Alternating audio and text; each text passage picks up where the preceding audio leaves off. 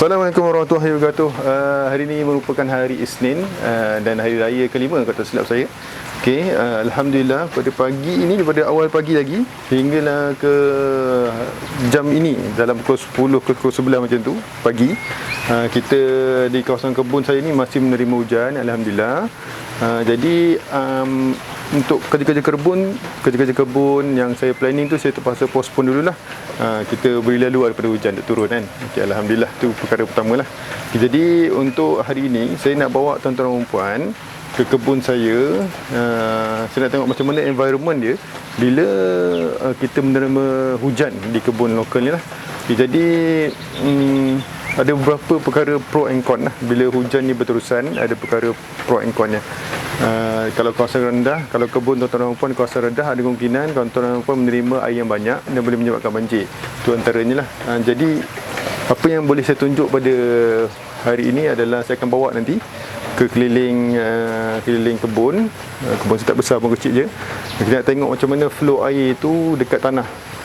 Dekat tanah macam mana, dan bagaimana yang sungkupan yang saya buat sebelum ni, yang ambil daun-daun terpakai, bukan daun-daun terpakai, daun-daun buangan yang kita ambil, bahan buangan kita buatkan sebagai sungkupan tu, apa faedah dia bila hujan ni. Okay, jadi saya pun nak update juga sedikit berkenaan dengan saya punya kolam-kolam. Kolam-kolam ni saya buat, tapi saya tak dokumenkan dalam untuk video. Dia ada sedikit lebihan air di bahagian tepi, dan ada terdapatnya hakisan, tapi tak apa. Saya akan tunjukkan tuan-tuan dan puan bagi gambaran yang lebih luas, untuk membagi pemahaman yang lebih cantik lah. Okey, kita teruskan tengok.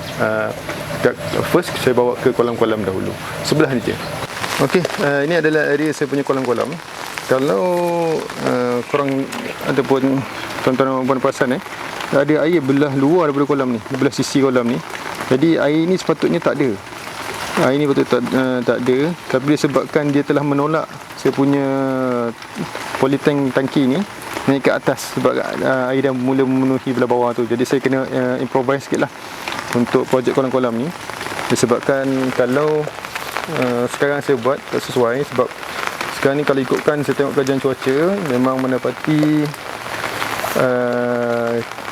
kawasan saya di kebun ni akan mendapat hujan yang panjang lah untuk minggu ni. Jadi ini area dia. Ini saya dah hiaskan batu sebenarnya, tapi akan saya ubah balik semula lah. Sebab dia dah, kalau tuan-tuan perasan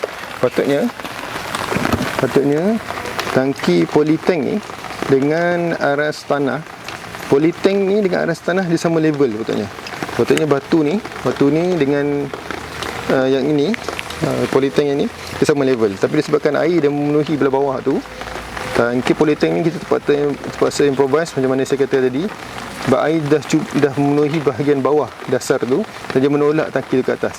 Pada waktu tu saya dapati masa tu kapasiti tangki ni dia tak penuh. Saya rasa kurang pun daripada separuh suku daripada air tangki. Waktu tu memang waktu tengah kering lah. Jadi kita tak terima hujan yang macam mana hari ni kita terima lah. Itu untuk kolam-kolam. Yang ini pula saya punya pokok tin iraki yang saya tunjukkan semalam. Kata tuan-tuan ni masih ada guruh lagi. InsyaAllah kita ni lah, kalau boleh saya nak tunjukkan ada buah yang dimakan oleh burung. Ni buah ni yang dimakan oleh burung lah ya. Gelap sikit kot. Dia dah makan burung, dia dah masak ni, tapi burung makan, biarkan burung makan. Okay, jadi saya sebenarnya pada asal planning saya nak habiskan pokok ni sebenarnya untuk pagi ni. Tapi disebabkan hujan, kita tak apa nak buat lah. Tapi tak apa, itu kita boleh buat pada waktu kering. Kalau ikutkan waktu basah kita nak tut ni pun tak apa cantik sebenarnya. Okey, yang ini pula adalah saya punya rilis untuk apa panggil ni, yang buat kerabu ni, saya lupa lah apa nama dia. Tapi ni dia dah mula naik lah, alhamdulillah dia dah mula naik. Mula saya tanam tu memang macam tak apa nak naik saja, tak apa nak pergilah, orang cakap risau jugalah kan. Jadi area yang ni, rilis ni memang saya khaskan untuk pokok yang ni lah, pokok jenis ni lah ya. Tapi saya perasan ada volunteers ataupun biji kacang panjang yang tumbuh, yang jatuh tumbuh jadi pula tu, alhamdulillah. Okey, yang ni pun kita terpaksa nak, untuk pokok jagung ni, kalau tuan-tuan perasan, jagung ni sebenarnya kita terpaksa bersihkan nanti, sebab jagung ni dia tak apa nak jadi, dan dia dah mula tua dan memang saya sengaja biarkan sebab saya nak penetrate tanah ni. Saya nak biar dia penetrate tanah ni, biar nanti tanah ni akan longgar lah bila kita cabut akar dia nanti. Ataupun kita cabut akar dia, kita just potong je batang ni, kita biar akar kat bawah, nanti akar dia akan mereput lah, dan membantu kita untuk proses kompos ni. Okay, ini untuk bahagian hadapan kebun saya. Okey, tuan-tuan dan puan, apa yang tuan-tuan dan puan nampak ni, bawah ni adalah saya punya sungkupan. Ini pokok kangkung saya, besar pokok kangkung, alhamdulillah. Besar dah pun dia, mana sihat dah tu. Okey, jadi ini adalah kawasan area saya buat sungkupan.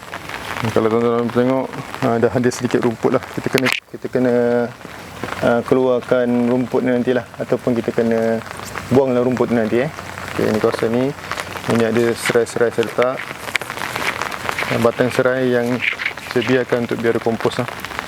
Okey, jadi kalau nak katakan ada orang kata nanti akan banjir, tapi tak. Sebenarnya saya punya kebun saya ni, saya dah buat aliran buruk sikit lagi. Aliran ni kalau tuan-tuan perasan, dia ada alir ni, macam ada denai laluan air, lalu terus sampai ke saya punya belah hujung sana tu, yang dinamakan sebagai banana circle. Banana circle ni kat belah sini. Saya tunjukkan mana mula naik dalang. Ni nampak ada laluan air tu. Laluan air tu boleh sampai ke banana circle. Banana circle ni pula saya tak gunakan untuk tanam pisang. Saya guna untuk tanam pokok kantan lah. Banana circle ni. Jadi saya akan buat satu video khas untuk banana circle tu, bagi kefahaman semualah. Okey, ni dah mula naik. Sebab dah musim hujan kan, dah mula naik. Alhamdulillah, pisang pun dah mula cantik ada tu, buah ada. Sampai masa nanti kita tuai dia. Okey, baik tuan-tuan dan puan, ni yang last saya nak tunjukkan. Saya punya screen yang kena sikit lah. Okay, last saya nak tunjukkan. Yang ini adalah saya punya trellis kancah panjang. Saya masih kekalkan penanaman kancah panjang pada trellis ini. Yang ini saya pun dah ada tuai, dah start tuai, dan start tuai pada minggu lepas tu silap. Yang ini saya tak perasan ada lagi tak bunga dia. Itu saya nampak banyak bunga dia, tapi yang ini saya tak nampak lah ada banyak bunga dia lagi. Tapi tak apa, insyaAllah dia akan berbunga nanti tu, insyaAllah. Okay, yang ini kalau ikutkan trellis ni membantu saya lah. Saya buat sekali je, dan saya akan guna penanaman untuk tanaman menjala di masa akan datang, insyaAllah. Saya rasa itu saja untuk pengusian saya pada pagi ini. Disebabkan dia hujan, kita tak dapat nak buat apa-apa kerja-kerja kebun. Kita hanya boleh memerhati di mana air mengalir, bagaimana kita punya flow air tu, bagaimana kita nak sekat pergerakan air untuk air jangan keluar habis semua. Jadi macam mana kita nak kita nak memanfaatkan hujan lah. Kita nak harvest hujan dia macam mana. Okay, hujan ni satu rahmat Tuhan yang tak ada orang boleh buat. Dia turun di langit, mana ada orang boleh bagi hujan kan. Okay, jadi tuan-tuan, saya rasa itu saja pengusian saya pada pagi ini. InsyaAllah kalau pada waktu petang nanti hujan dah semakin mereda ataupun dah dapat cuaca yang lebih baik, saya akan teruskan dengan untuk completekan saya punya kerja-kerja tut di pokok tin laki saya. Jadi kita dah buat bekas-bekas tut tu. Sayang pula kalau terbiar sajalah. InsyaAllah. Assalamualaikum warahmatullahi wabarakatuh. Sehingga sini saja untuk pengusian saya kali ini. Saya Akmal, pegawai kecil berjiwa besar dari Kebun Lokal. Assalamualaikum warahmatullahi wabarakatuh.